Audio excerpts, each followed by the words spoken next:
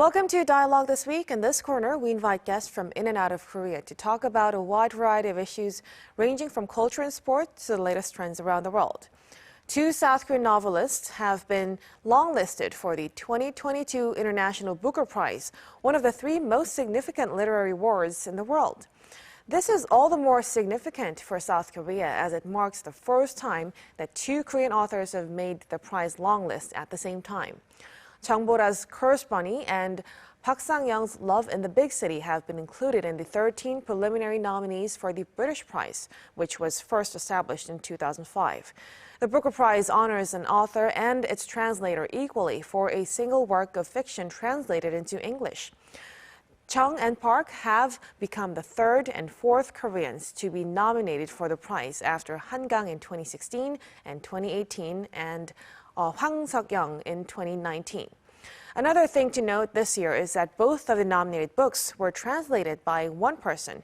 Translator Anton Ha has the honor of being longlisted for both Korean works. So for Dialogue this week, we invite Anton Ha, the translator of both Curse Bunny and Love in the Big City, and Eugene Lee, who's also a translator and a former professor of literary translation, both via Skype. Welcome to you both to the show. Hello, thanks for having me. Thank you for joining us. Well, Anton, first, I want to congratulate you for the nominations. Thank you so much.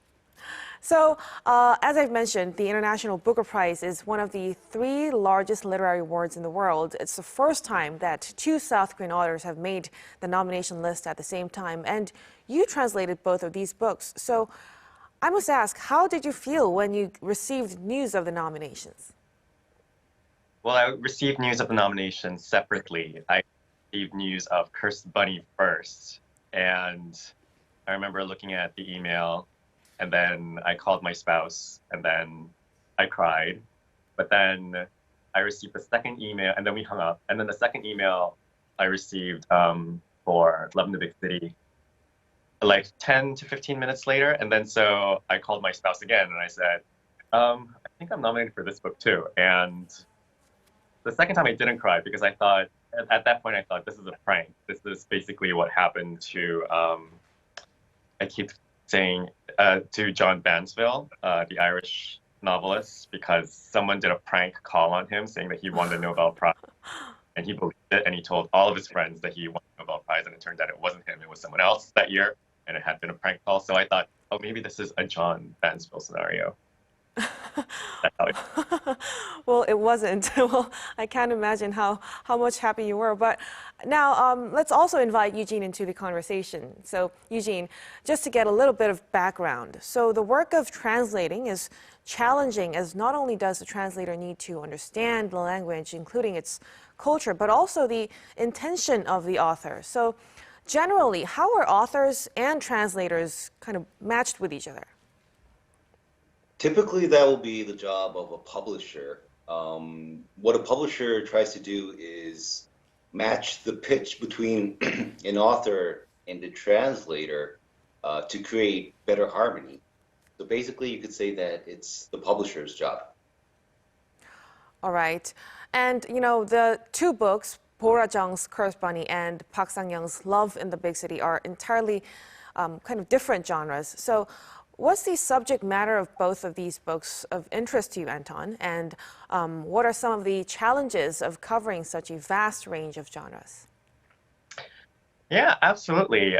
In my case, the publisher did not choose me as the translator for either of these books. I chose to translate both of these books. And I submitted them. I did all of the work, and basically, I brought them into translation. To the attention of publishers. And so these translations were very much translator created in every sense of the word. The subject matter of both these books definitely were of interest to me. I wanted to translate a gay romance. I wanted to translate women's literature. I wanted to translate genre literature. I wanted to translate a work of speculative literature specifically. And I don't find it a challenge to cover different genres because I feel like as a reader, I read in different genres, and as long as I understand the works as they should be understood in different genres, then I have confidence in my abilities as a translator to bring that reading into English. And hopefully that is what I did, and that is what the Booker judges have determined that I did this time around. So what about the challenges? What was the biggest challenge as you did your translating? The challenge was getting funding for the books. The challenge was getting submitting them, getting publishers interested in two authors that have never been translated, much less translated into English, which is probably the hardest language to get a translation published in, because there's so much English works. There's so much competition for translations to be translated into English. So getting people's attention, doing the marketing, like that was a big challenge. Translating itself is a very small part of my work, and it was frankly the easiest and most pleasant part of the process. Well, despite the obstacles, you did a great job. Well, the, International Booker Prize became an annual award in 2016. Before, it was given every 2 years. So what was the scene of translating literary works like in 2016? Was it becoming more widespread for there to be more books available in English as potential nominees for the prize? Eugene. Well, as you just heard, translating literary works requires courage and dedication. And an award like the International Booker Prize definitely generates momentum for more translations of literary works. And basically, you could say that it's become easier now than before 2016. It just makes more sense now, especially with this year's nominations. Mm-hmm. So how is it a little bit more easier? Can you specify on that a little bit? Because there's more interest generated. What Anton Her just described is really, as a translator, somebody who's done translation, I understand that really requires a lot of courage. I would assume that before 2016, it was much more difficult to do it. But because in 2016, the first International Booker Prize, it's actually the first year that it went international. I mean, it went annual. It's the first time that a Korean won it, so I think it has opened more doors. Mm-hmm. Well, many of you might remember, but author Han Gang was the first South Korean to win what was then the Man Booker International Prize back in 2016. So how do you feel her book, The Vegetarian, has paved the way for other translated Korean works, Anton? I want to emphasize that the Booker Prize is given not to the author, but also to the translator, and so many people forget this fact. In 2016, it wasn't just Han Gang who won the Booker Prize, it was also Deborah Smith, the translator. Deborah Smith revolutionized Korean literature in translation with her translation of The Vegetarian. She enabled a kind of translation that was more focused on the reader and not reverentially translating every single little thing that the author had put on the page, creating what is basically a directly translated mess. And so, which professors, not professors like Eugene, hopefully, but many Korean professors tend to prefer direct translation, and they tend to award direct translations, and they tend to value direct and literal translations, really have very little literary value, and perhaps are more of interest to scholars than actual readers of English literature.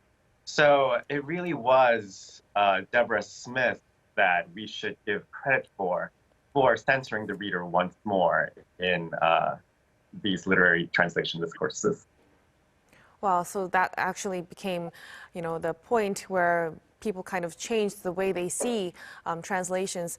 But so more on this, Eugene, as you know, literary works are highly influenced by their cultural context. So whether the reader knows the cultural background generally does impact their understanding of the writing. And just as Anton kind of mentioned, when literary works from varying language get translated into English, do they get neutralized, or do translators work to keep as much cultural color as possible?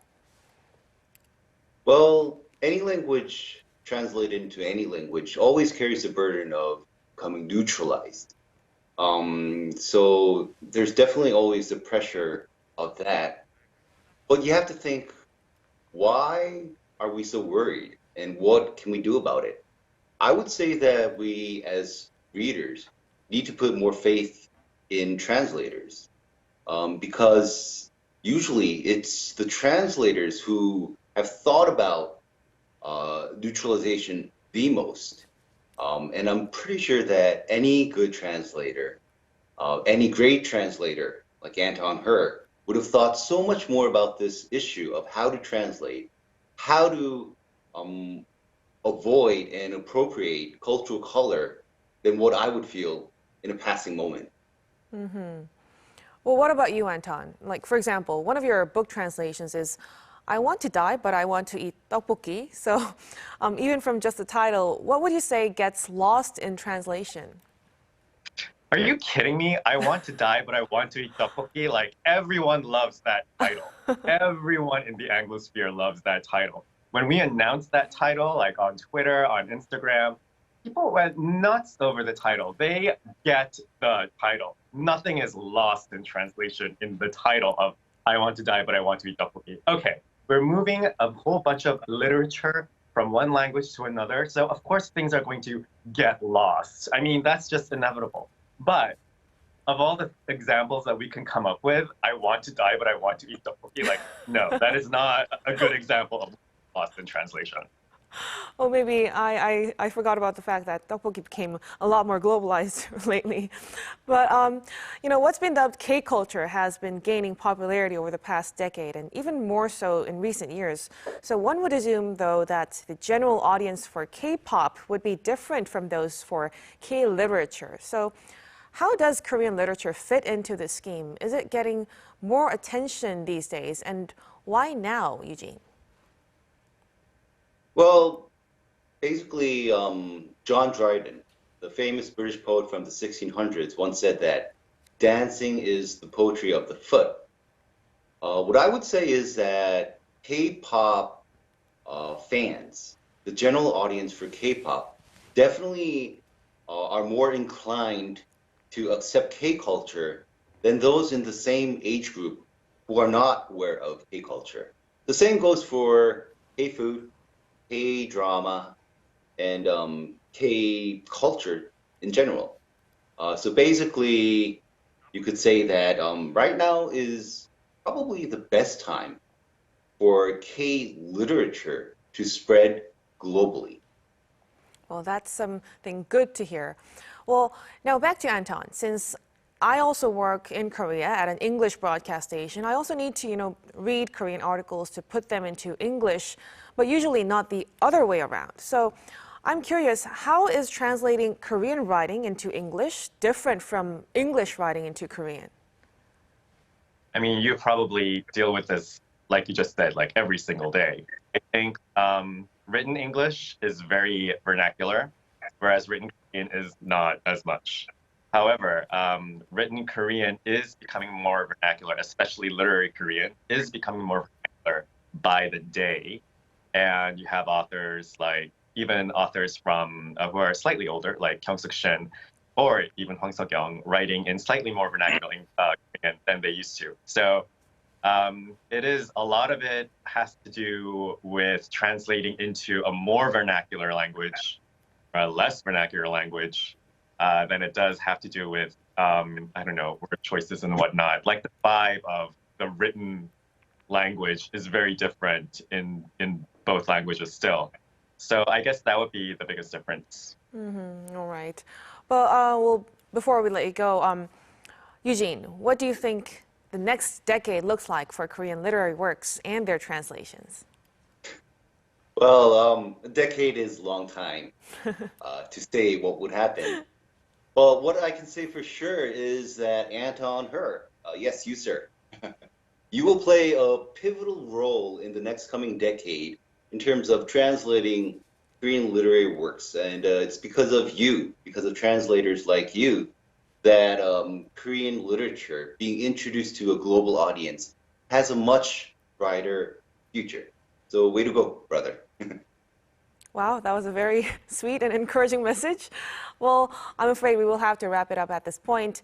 Well, thank you so much for making time for us, Eugene and Anton. We wish you the best of luck in making it to the upcoming shortlist. And I hope both of you have a great weekend. Thank you so much. Thanks.